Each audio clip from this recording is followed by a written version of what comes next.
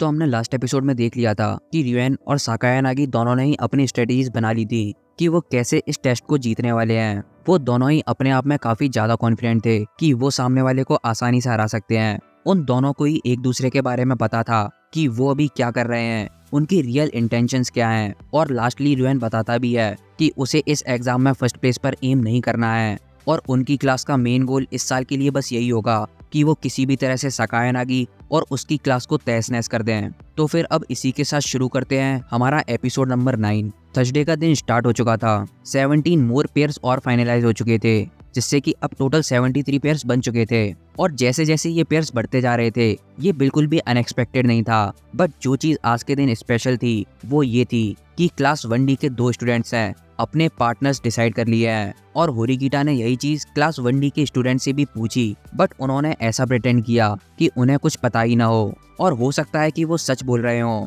और ये भी हो सकता है कि वो लोग ये बात किसी को भी नहीं बता सकते हों। होरिकीटा ने अभी तक ननासे से एक भी बार कन्वर्सेशन नहीं की थी, सो देखते हैं आखिर वो कैसी जाती है। और एडिशनली जब होसेन को क्लास डी के रिलेशन के बारे में पता चलेगा तो आखिर वो कैसा बिहेव करेगा, जो कि सबसे बड़ा डिफरेंस क्रिएट करेगा। और फिर उसी के बाद जब स्कूल खत्म हो जाता है, होरिकीटा और अयानाकोजी लाइब्रेरी में पहुंचते हैं। वहीं पर उन्हें ननासे मिलती है, बट वो अकेली ही आई थी, वहां पर होसेन नहीं आया था। ननासे उनके पास जाते ही बोलती है कि आपको वेट कराने के लिए मैं आपसे माफी चाहती हूँ सेनपाई।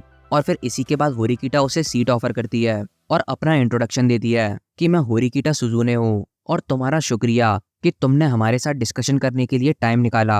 और जिसके बाद ननासे भी उन्हें अच्छी तरह से ग्रीट करती है। और तभी होरिकीटा मेन टॉपिक पे बात करती है। बेशक हो सकता है ये तुम्हें थोड़ा सा ऑड लगे, बट मैं तुमसे कुछ पूछना चाहती हूँ। सो फर्स्ट ऑफ ऑल मुझे ये बताओ कि आखिर अब से क्लास 1D की पेयरिंग पॉलिसी क्या होने वाली है। क्लास 1D के 2 स्टूडेंट्स ने अपने पार्टनर्स आज कंफर्म कर दिए हैं, और बाकी के बचे हुए 38 स्टूडेंट्स वो क्या करेंगे ये अभी तक कुछ भी नहीं पता।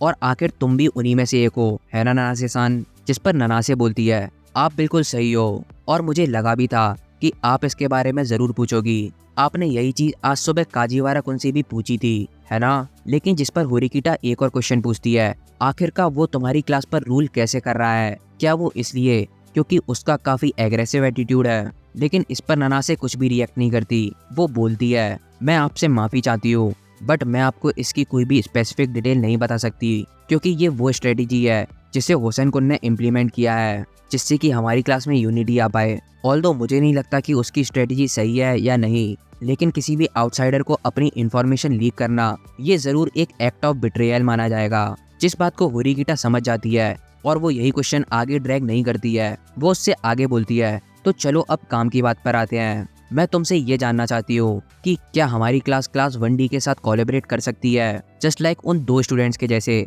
जिन्होंने कल अपने पार्टनर्स फाइनलाइज किए थे। बट इस पर ननासे बोलती है मुझे भरोसा है कि आपने ये चीज सेराटोरी-कुन से जरूर सुनी ली होगी कि हमारे दरवाजे आप लोगों के लिए हमेशा खुले हैं, बट एज लॉन्ग एज जब तक आप हम लोगों के सामने एटलीस्ट एक fix number of private points को ऑफर ना करें, हम वो पार्टनरशिप विदाउट एनी हेजिटेशन के एक्सेप्ट कर लेंगे। जिस पर अयानाकोजी भी सोचता है तो शिराटोरी के साथ हमारी जो भी कन्वर्सेशन हुई थी वो होसेन के कानों तक पहुंच चुकी है। होरिकीटा आगे कंटिन्यू करती है, लेकिन जो चीज मैं आज तुमसे पूछ रही हूँ वो इस चीज से कम्प्लीटली डिफरेंट है कि हम तुम्हारे साथ कोई भी पॉइंट्स का एग्रीमेंट करेंगे। जिस बात को ननासे समझ जाती है और उससे बोलती है तो आप ये चाहती है कि हम लोग एक कोऑपरेटिव रिलेशनशिप बिल्ड करें, जहाँ पर हमारी क्लासेस के एकेडमिकली इनकेपेबल स्टूडेंट्स अच्छे स्टूडेंट्स के साथ कवर अप कर पाए, है ना। जिस पर होरिकीटा बोलती है हाँ ये बिल्कुल सही है, और ये फैक्ट कि तुम ये जानती हुए भी यहाँ पर आई हो, इससे मुझे ये भरोसा होता है कि अभी भी हमारी क्लासेस के बीच में नेगोशिएट करने की जगह बची हुई है। जिस पर ननासे बोलती है हाँ बिल्कुल बची है, और एटलीस्ट ये वो चीज़ है जो कि मैं सोचती हूँ। होसेन कुन के सोचने का तरीका पूरी तरह से अलग है, उसका माइंडसेट पूरी तरह से इंडिविजुअल है, और वो इसे अपने आसपास के लोगों पर लागू करता है। और इस रेट से जिन स्टूडेंट्स की भी लो एकेडमिक एबिलिटी रेटिंग है वो कभी भी अपने लिए पार्टनर्स नहीं ढूंढ पाएंगे, जिससे कि वो लोग एंड में अकेले ही रह जाएंगे। और जो लोग अपने लिए पार्टनर नहीं ढूंढ पाएंगे उन लोगों पर लूजर का लेबल अटैच हो जाएगा, और जिस वजह से ये चीज़ हम लोगों को फ्यूचर में आगे यूनाइट होने में प्रॉब्लम क्रिएट करे। जिस पर होरिकीटा बोलती है हाँ और अगर अभी कोई भी आगे बढ़कर पूरी क्लास की मदद एज अ होल करने के लिए नहीं आया तो ये इंडिविजुअल बैटल्स और भी ज्यादा बढ़ती जाएंगी, जो कि फ्यूचर में काफी ज्यादा प्रॉब्लम क्रिएट करेंगी और तब क्लास कुछ भी करने के लायक नहीं रहेगी अगर उन्हें कोई ऐसा एग्जाम फेस करना पड़ा जहां पर यूनिटी की रिक्वायरमेंट हो। और यही वो रीजन था जिस चीज को नना से अवॉइड करना चाहती थी और जिस वजह से वो आज खुद सिंगल हैंडेडली होरिकिटा के पास नेगोशिएशन की बात करने आई थी। होरिकिटा उससे पूछती है, क्या तुम्हें होसेन कुन से डर नहीं लगता?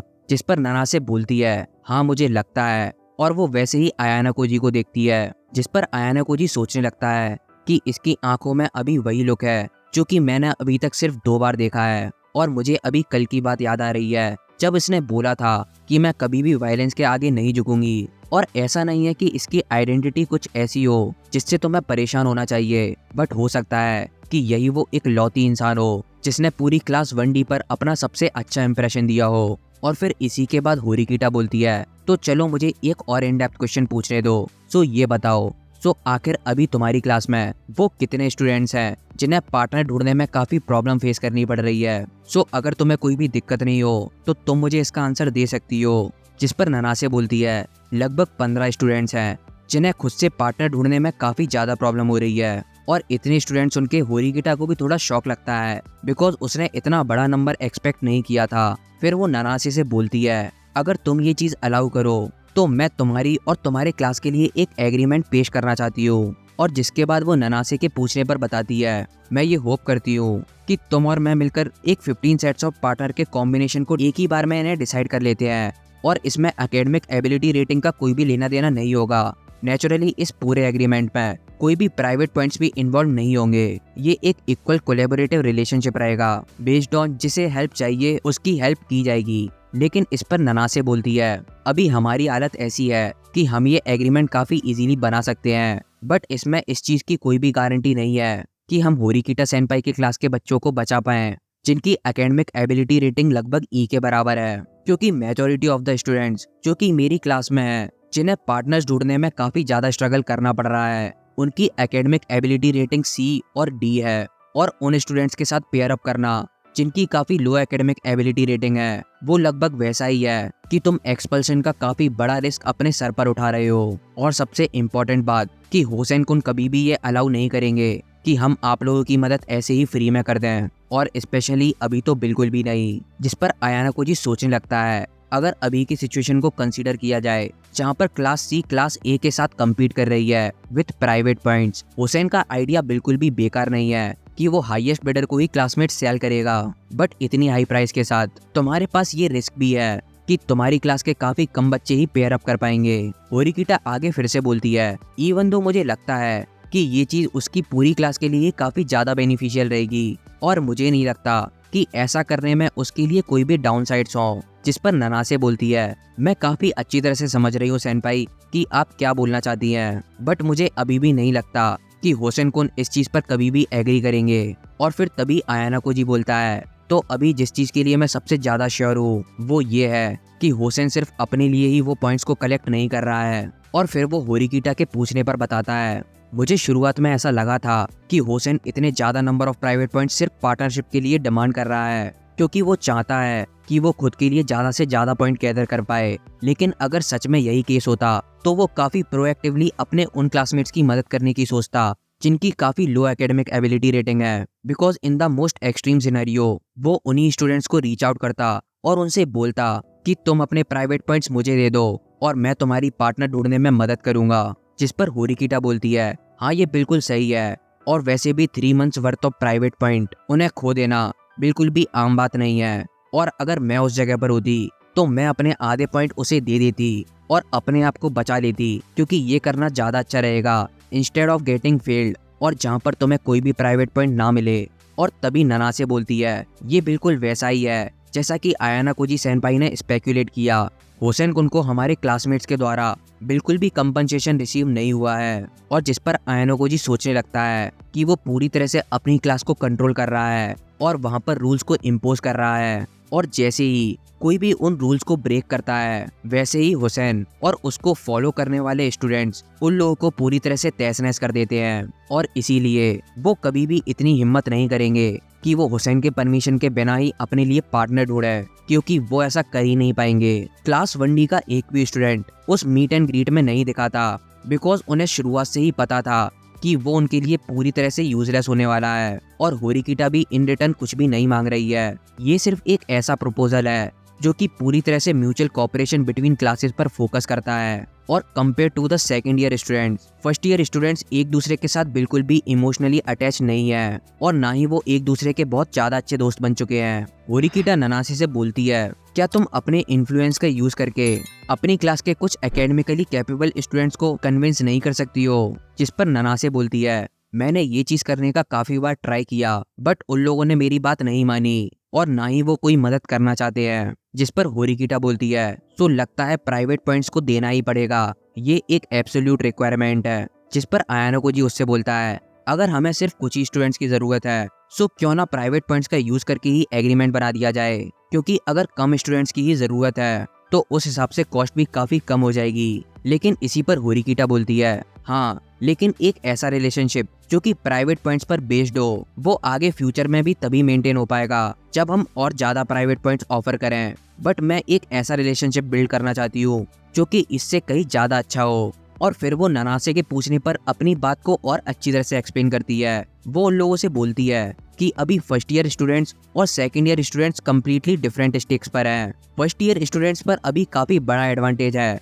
क्योंकि अभी उन्हें एक्सपल्शन का एक भी रिस्क बियर नहीं करना है। बट ये डायनेमिक हमेशा नहीं रहेंगे, कोई एक दिन जरूर आएगा जब तुम्हें भी रिस्क ऑफ एक्सपल्शन को फेस करना पड़ेगा। सो बताओ आखिर तब तुम क्या करोगे जब वो टाइम आ जाएगा जब क्लास 1D के पास खुद इतने प्राइवेट पॉइंट्स नहीं होंगे कि वो किसी को भी बचा पाएं। जिस पर ननासे बोलती है, खैर कुछ स्टूडेंट्स तो जरूर अपने आप को बचा लेंगे, बट उस चीज के भी काफी ज्यादा चांसेस हैं कि कुछ अपने आप को बिल्कुल भी नहीं बचा पाएंगे। और तभी होरिकिटा हाथ आगे बढ़ाते हुए बोलती है, और इसी वजह से मैं तुम्हारे साथ इक्वल्स की तरह वर्क करना चाहती हूँ, और एक ऐसा रिलेशनशिप नहीं बनाना चाहती हूँ जो कि सिर्फ पॉइंट्स के अराउंड रिवॉल्व करे, बट एक ऐसा रिलेशनशिप जो कि भरोसे से बना हो, द स्पेशल रिलेशनशिप जो कि भरोसे का होगा, वो भी हमारी डिफरेंट स्कूल ईयर्स के बीच। जिसके बाद आयानो जी भी सोचने लगता है, एक ऐसी स्ट्रेटेजी जो कि भरोसे पर कायम रहती है, ये बहुत हद तक इचिनोज की स्ट्रेटेजी की तरह है। बट इसमें सबसे बड़ा डिफरेंस ये है कि इचिनोज ने सारी क्लासेस को टारगेट किया है, लेकिन होरिकिटा सिर्फ क्लास 1D को टारगेट कर रही है। हमने ऑलरेडी स्पेशल एग्जाम के 4 दिन बर्बाद कर दिए हैं, और अब हम और भी ज्यादा टाइम को वेस्ट करना अफोर्ड नहीं कर सकते हैं। ननासे उनसे आगे बोलती है, but most of the first year students वो ज्यादा से ज्यादा प्राइवेट पॉइंट्स को गैदर करना चाहते हैं, और अगर उन्हें ये पता चल जाए कि उन्हें ऐसे ही किसी के साथ पार्टनर अप करना है जहाँ पर तुम्हें बिल्कुल भी कंपनसेशन नहीं मिलेगा, वो उन लोगों को बिल्कुल वेस्ट ही लगेगा। जिस पर होरिकिटा बोलती है, सो बेसिकली अभी 2 ऑब्स्टिकल्स हैं जो कि क्लास 1D को हमसे कोऑपरेट करने के बीच में आ रहे हैं। सबसे पहला तो हुसैन कुन को परसुएट करना और उन हॉनर स्टूडेंट्स को परसुएट करना जिन्हें पॉइंट्स चाहिए। हमारे बीच में अभी 2 बड़े ऑब्स्टिकल्स हैं। जिस पर आयानो जी सोचने लगता है, ये बिल्कुल सही है कि सरफेस पर तो ऐसा लग रहा है कि हमारे लिए बेनिफिट्स काफी ज्यादा कम है अगर हम क्लास 1D के साथ मिलकर काम करें तो, क्योंकि इसके बीच में काफी ज्यादा ऑब्स्टिकल्स आ रहे हैं, और हुसैन इन पर्टिकुलर सबसे बड़ा वाला ऑब्स्टिकल है। बट हाउएवर रियलिटी काफी ज्यादा डिफरेंट है। सो क्या होरिकिटा उस फैक्ट से अवेयर है?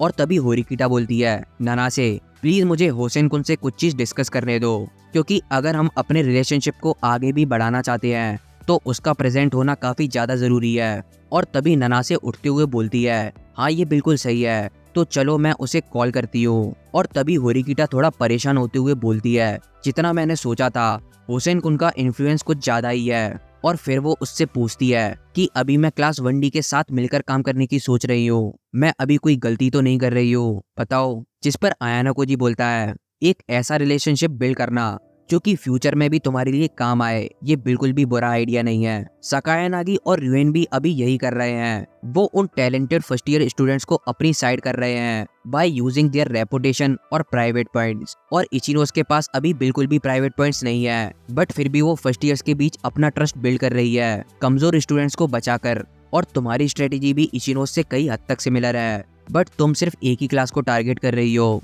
सारे ही लोगों की स्ट्रेटेजी डिफरेंट है, बट इन दी एंड वो सारी ही सेम है। और तुम अब ऑलरेडी इस प्रोसेस में आ गई हो कि तुम हमारी क्लास की एक कैपेबल लीडर बन पाओ, और बाकी तीनों के साथ कम्पीट कर पाओ। और फिर तभी होरिकिटा आगे देखती है और उससे पूछती है, आखिर ननासे हमें देखकर वेव क्यों कर रही है, लगता है कुछ हुआ है, तो चलो देखते हैं। और फिर ननासे उन लोगों से बोलती है, मुझे माफ करना सेनपाई, बट होसेन कुन अभी लाइन पर है, सो प्लीज इनसे बात कीजिए। और तभी होरिकिटा बोलती है, तो मैं इंतजार कराने के लिए माफी चाहती हूँ। और तभी सामने से आवाज आती है, हाँ मुझे तेरे बारे में ननासे से पता चला। लेकिन होरिकिटा आगे बोलती है, मैं तुमसे आमने सामने मिलना चाहती हूँ और ये सारी चीजें खुद एक्सप्लेन करना चाहती हूँ। बट हुसैन सामने से बोलता है, मीटिंग रखने की बिल्कुल भी जरूरत नहीं है, उससे कुछ भी नहीं होने वाला।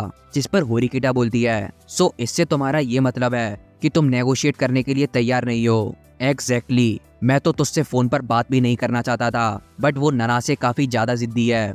और तभी ननासे बोलती है, मुझे लगता है कि तुम्हें एक बार ये चीज कंसीडर जरूर करनी चाहिए कि आखिर होरिकिटा सेनपाई तुमसे क्या कहना चाहती है। बट इसी पर हुसैन बोलता है, जस्ट शट अप बिच, आखिर तुझे क्या लगता है तू कौन है, मैं तुम सारों को ही मार डालूंगा। पर ननासे बोलती है, बट प्लीज एक बार तो होरिकिटा सेनपाई से मिल लो। बट हुसैन लास्ट में यही बोलता है, मुझे दोबारा फोन लगाने की गलती मत करना।